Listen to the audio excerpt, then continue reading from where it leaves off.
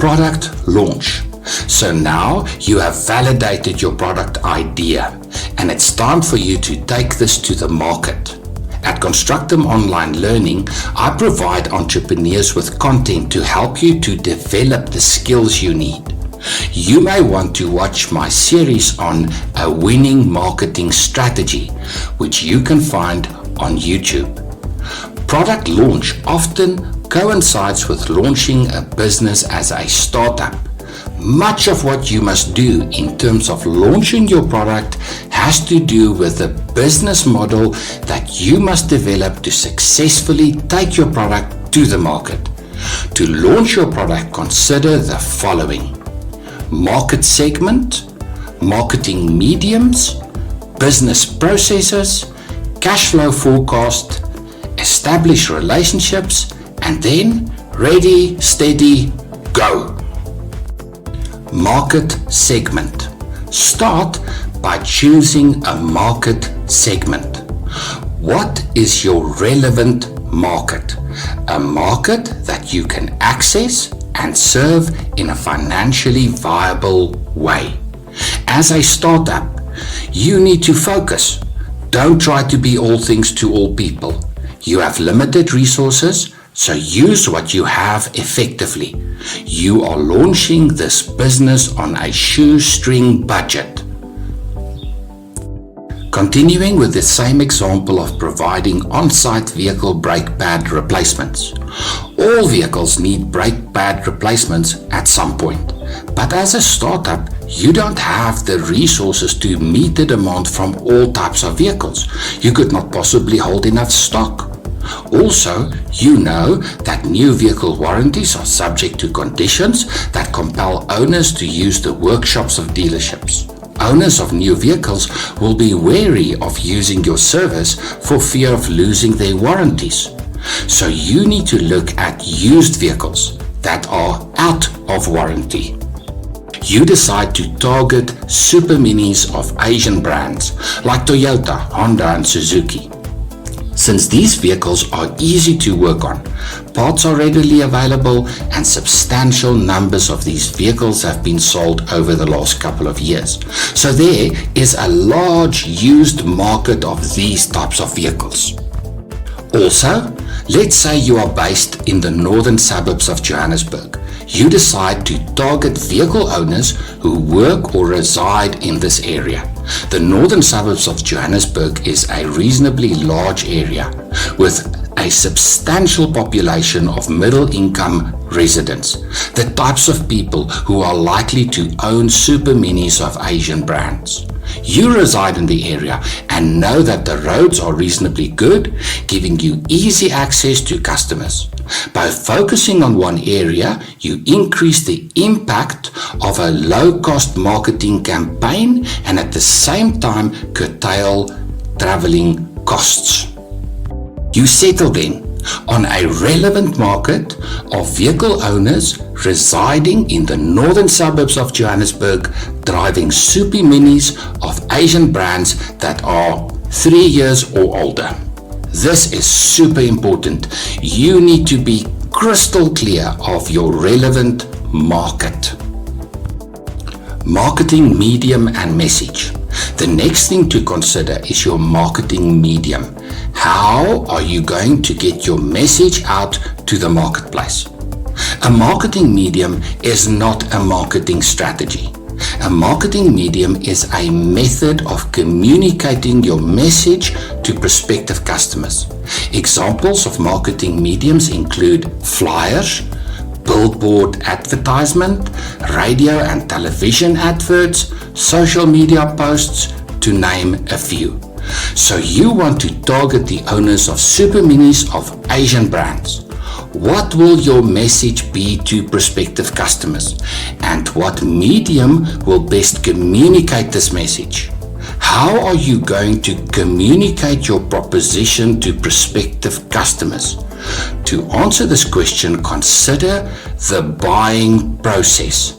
How do these people buy your product or a similar product? Awareness.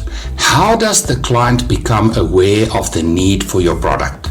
I get messages from the dealership regularly to remind me that it's time to have my vehicle serviced. How will customers become aware of the need for your product or service? Information search. Once a customer is aware of the need for the product or service, where and how do they search for information? Don't be too quick to say Google. Sure, lots of people use the internet to search for information, but often people will ask a trusted person for advice. How will customers search for information about your product? Evaluate alternatives. Let's say the customer has identified 3 options. What would make the customer choose your product over the competitors? What information can you present as part of your marketing efforts to persuade the prospective customer? Purchase. Think of the way in which a customer wants to purchase the product. Traditionally, customers will visit a vehicle repair shop to have the brake pads of their vehicle replaced. The client must call or visit the workshop to get an estimation of the cost and then decide to either wait for the replacement to be done or book an appointment for a later date. Very convoluted. How can you make the process more appealing? What about an online quotation? What if the client has access to an online diary from where they can immediately book an appointment? How will you communicate these benefits to your prospective customers? Evaluate purchase. Have you heard of buyer's remorse? That horrible feeling you get after you made a purchase, when you start doubting your decision. Can your marketing efforts include messaging that assures the client that they made a great decision when they used your services? You do want return customers, don't you? Another aspect to consider when crafting your marketing messages is the product life cycle.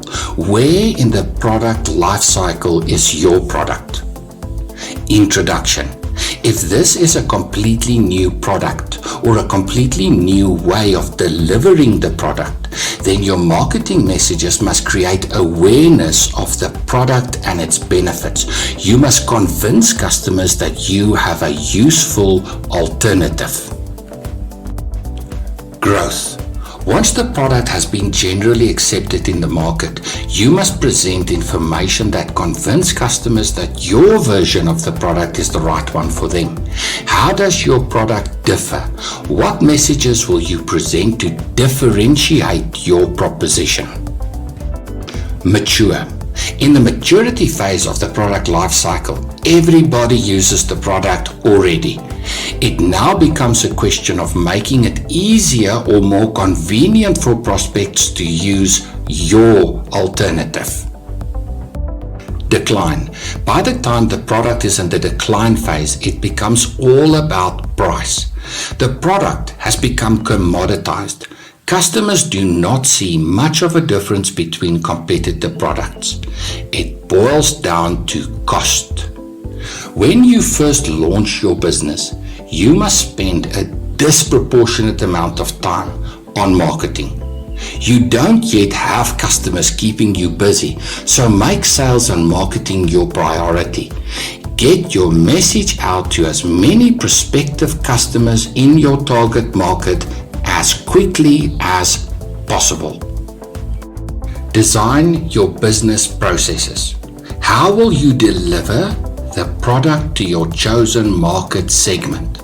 For you to successfully launch your new product, you must understand your business processes, because from this understanding, you can forecast your cash flow needs for the launch. This is critical. Many great product ideas fail not because of a problem with the essence of the product, but because the entrepreneur does not fully understand and plan for the cash flow needs of the startup business. Here you must become very practical in your thinking. At Constructum Online Learning, I provide entrepreneurs with content to help you to develop the skills you need. Look out for my upcoming new series on business operations, which you will soon find on YouTube. Think about the entire process, from the moment money leaves your business to buy stock, consumables, equipment, vehicles, or to pay for operational expenses, until money comes back into your business as sales revenue from buying customers. First, lay out all the steps in the process of delivering the product, together with all the ancillary processes within the business, and then superimpose a cash flow forecast on this outline. Continuing with the example of on-site brake pad replacements, consider all the steps in the process. Now reverse engineer the process. Here is an illustration. Now that you have your main process for delivering the product mapped out, add timelines so that you can estimate the average trade duration.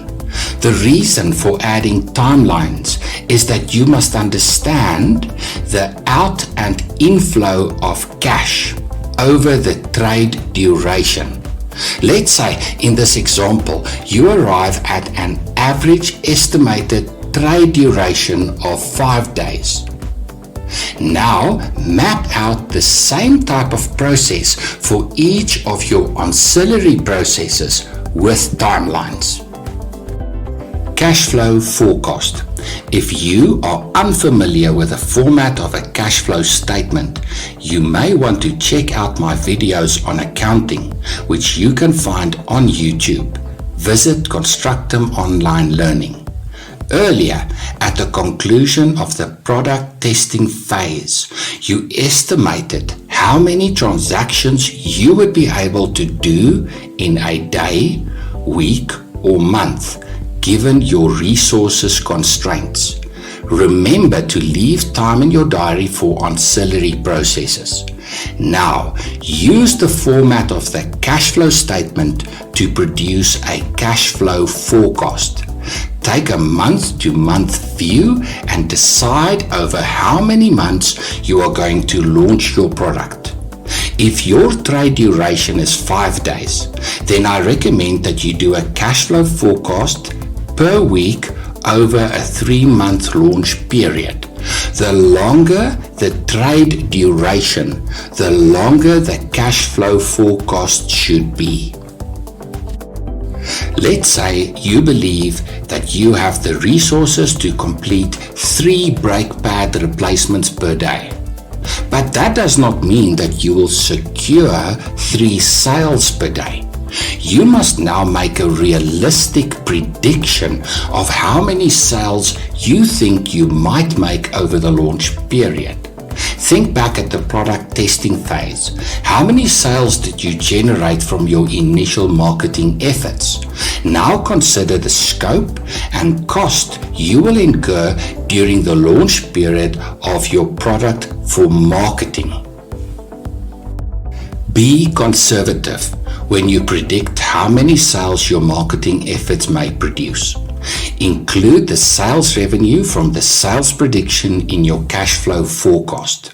Then include the cost of sales broken down into its parts. Now you will have your gross profit per period. Calculate and include your operational expenses, including marketing expenses. Deduct operational expenses from gross profit to arrive at net profit before tax. Deduct tax to arrive at your net profit after tax. For my own purposes, I created an Excel spreadsheet with formulas in the format of a cash flow forecast. This allows me to populate the spreadsheet with data. From this, I can then calculate with how much cash reserves the business must start to fund its operations. It is entirely possible that a business can start and operate with a zero opening balance for cash reserves, but it's unlikely. Now, extend your forecast over weeks, months, and then the entire 3-month launch period.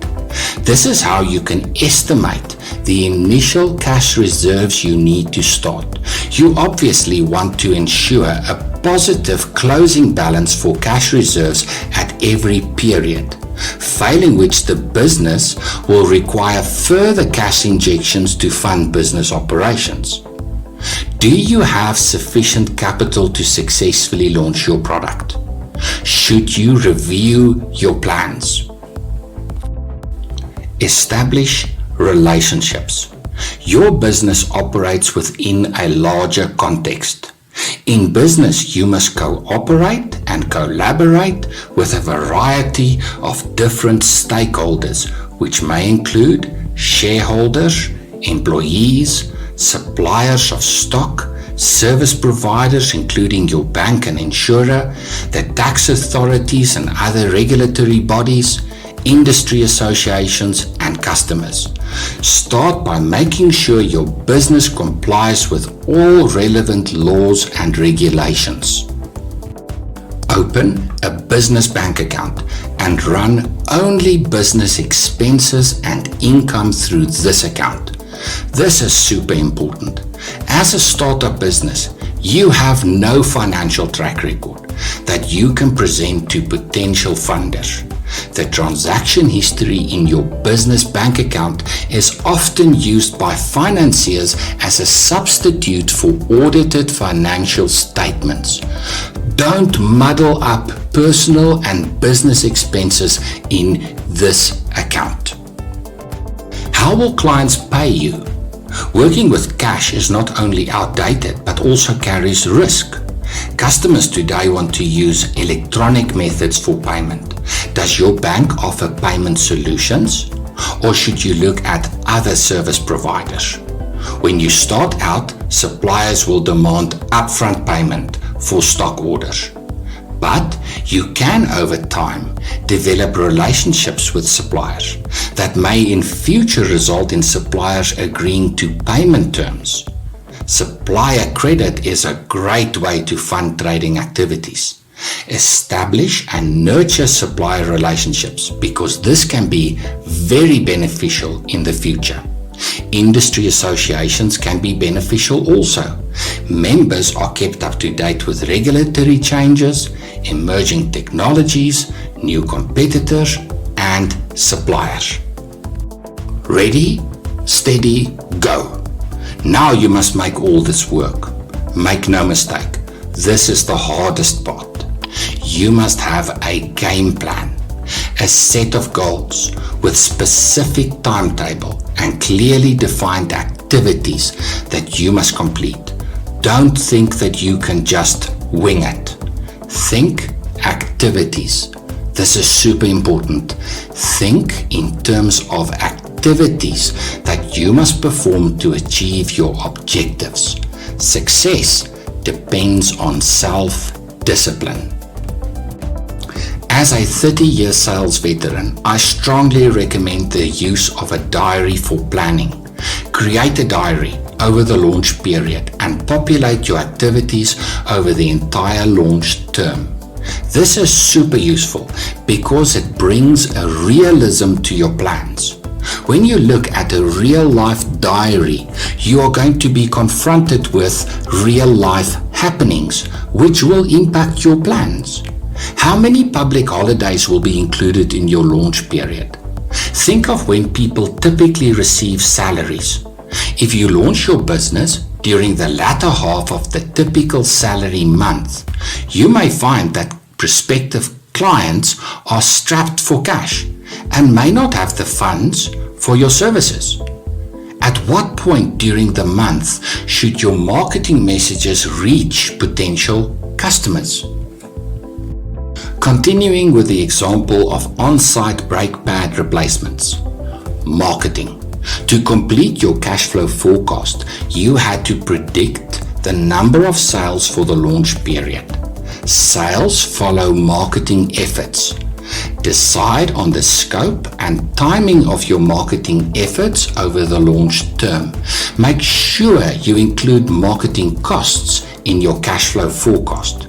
Remember, there will naturally be a lagging effect between marketing efforts and sales. Have you considered what other factors may impact sales? A typical long weekend or upcoming school holidays are likely to impact the amount of disposable income prospective customers have available for servicing their vehicles. Plan your marketing activities over the launch period. Failure to do so may result in a situation where at first you have no sales whilst you are promoting your solution. Then suddenly you are inundated with sales. And the danger is that you then neglect your marketing activities, which in turn will impact your sales going forward. Many small businesses fail because of cash flow shortages. Work consistently on your marketing efforts so that you build a consistent pipeline of new sales. Fulfillment. During the testing phase, you learned valuable lessons regarding how much time you will spend on travel and how much time you need to replace a set of brake pads. You also have a good idea of the cost of sourcing stock and consumables and the time spent on procuring these items. You have a good idea of the duration of the trade. How much time will you spend on each activity? When will money flow from your business to pay for these expenses? And when do you hope to see sales revenue return to your business? Financial control. I recommend a quick cash up at the close of every day, especially during the first few months of launching your product. Update your cash flow forecast every day so that you can predict your cash flow needs a couple of weeks in advance. Incidentally, when startup businesses approach financiers, the first financial statement funders are likely to look at is the cash flow statement. Prove your competency as a business manager by maintaining a tight grip on cash flow, and financiers are much more likely to extend finance.